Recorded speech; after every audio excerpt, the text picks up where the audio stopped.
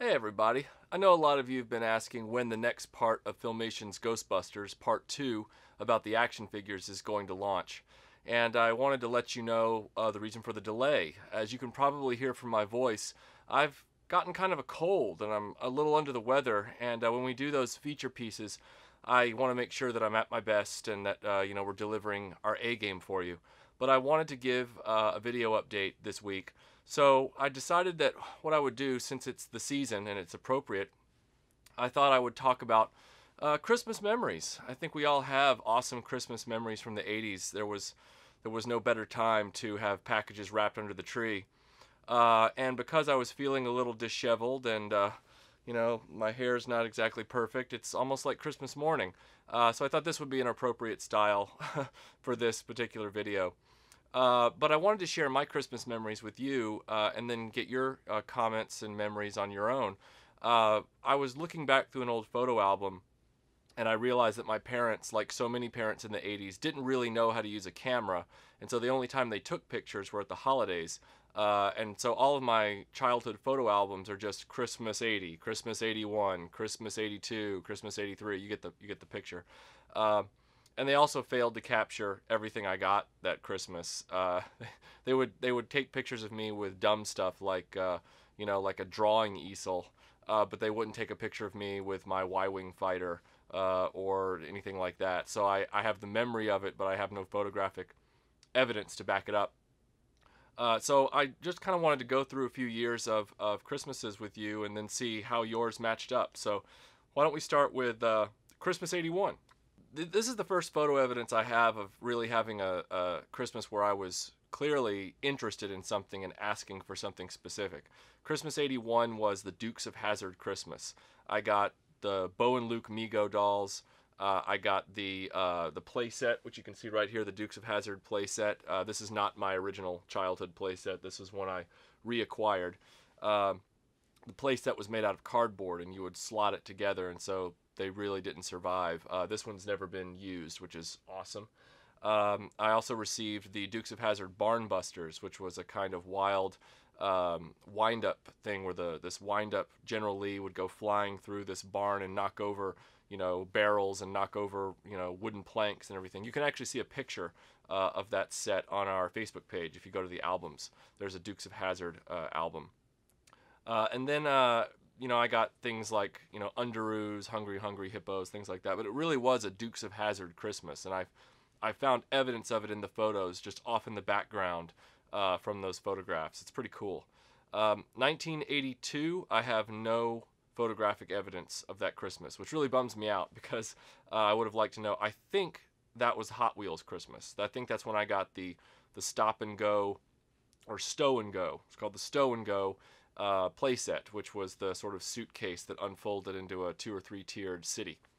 And then Christmas 83 was where everything really broke out. Christmas 83 was when I got the X-Wing fighter with battle damage, the Y-Wing fighter, the Ewok village. It was Star Wars Christmas, and it was extremely memorable. I've told the story many times of my father putting the normal stickers on the X-Wing, and then I went off to play with it, and then, of course, he wanted to get the rest of the stickers on there so he could throw everything else away, and he put the battle damage stickers on there, and here it is to this day, slightly annoying me, but nonetheless, my favorite Star Wars vehicle of all time.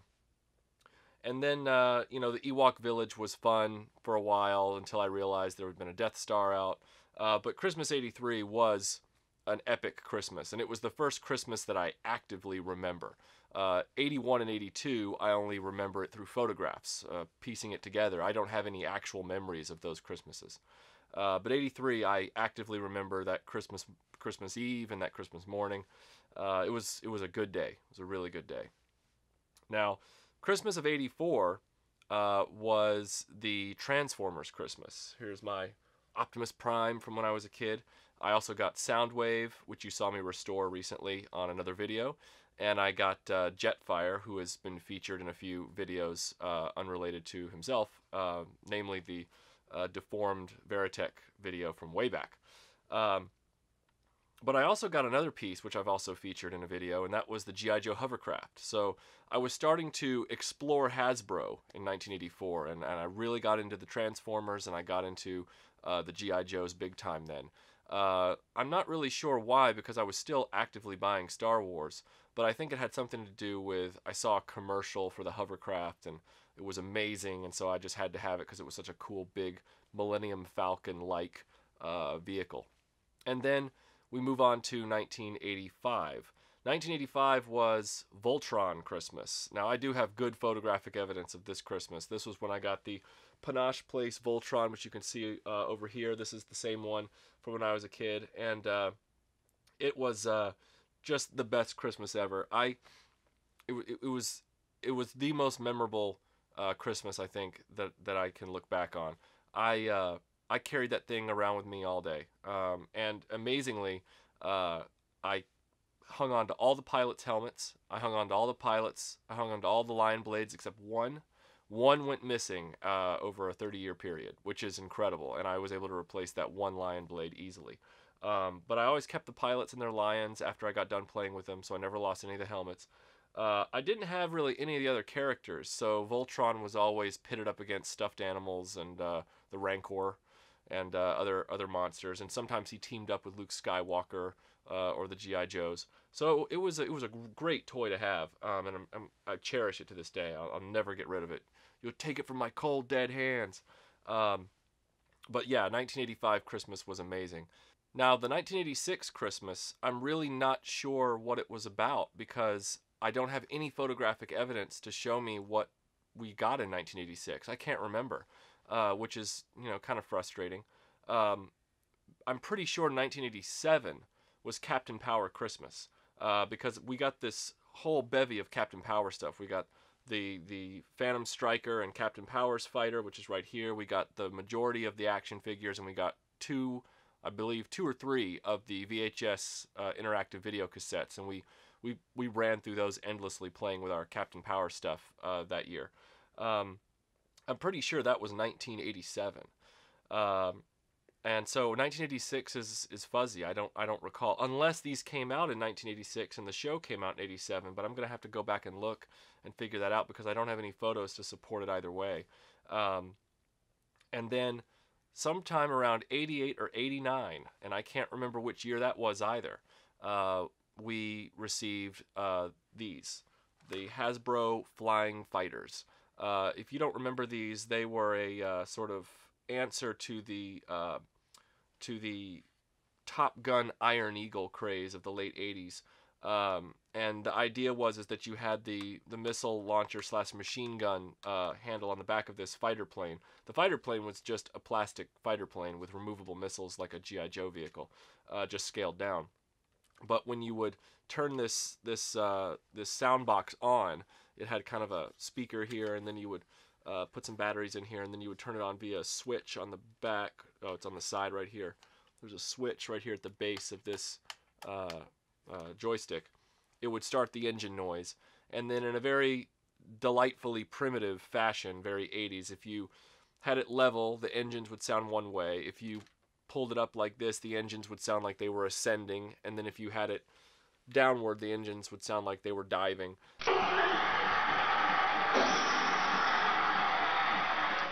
Let's scope out those bases. Clusters away. I got him with clusters. Land him, Inferno.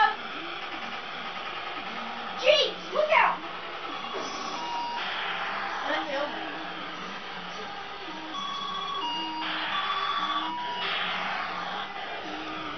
And then you had the machine guns on one side and the missile launcher on the other. When you hit the missile, it would go like it would do the whole lock-on Tom Cruise Maverick thing. And these were very short-lived toys, but for Hasbro and Gi Joe fans, there's kind of a cult following of them because they came with squadron patches and they came with dossiers about the different planes. And of course, I got the F-16 because I had this fascination with the first Iron Eagle movie when I was a kid. Mainly because it was like Star Wars with, Star Wars dogfights with real airplanes. But those were my most memorable Christmases that involved toys. After that, it just kind of descended from there. The Christmas of '90 was the Game Boy Christmas, and then the Christmas of '91 was the Super Nintendo Christmas, and so it just became sort of a video game thing from then on, and that's really carried over. You know, I remember, I think it was the Christmas of '87 or '86. Whenever it was that Nintendo finally launched here in the U.S., I didn't get a Nintendo the first year. I wanted, that's what it was. The Christmas of '86 must have been when I got the radio-controlled Tyco Turbo Hopper. I got a radio-controlled car. That's what I always wanted, was a radio-controlled car. And sadly, it's no longer with us. But I remember going outside that morning to play with my radio-controlled car, only to find out that the entire street was dead. There were no kids outside. I felt like the Omega Man, and I was looking outside like, what's going on? And I realized later, looking back, that was the year that Nintendo came out. And so all the kids after that were staying inside on Christmas morning to play video games. They didn't go outside and sled or go outside and play with their new toys, because their new toys were these things that kept them on the couch. And you know, that eventually happened to me as well. I wasn't immune to it. I was just 1 or 2 years delayed in getting there. But yeah, after that, it became the Christmases we know now. So I just wanted to, you know, share those memories with you, and some of those you know, photographs and you know, tales of yesteryear. I mean, what are yours? What do you remember from your Christmases of the '80s? What toys did you get? Was there a theme? You know, were you really into, you know, Starriers one year and then into GoBots the next, and or was it just a grab bag every year? You know, it's like, oh, I got my Mangalores and I got my Muscles and I got, you know.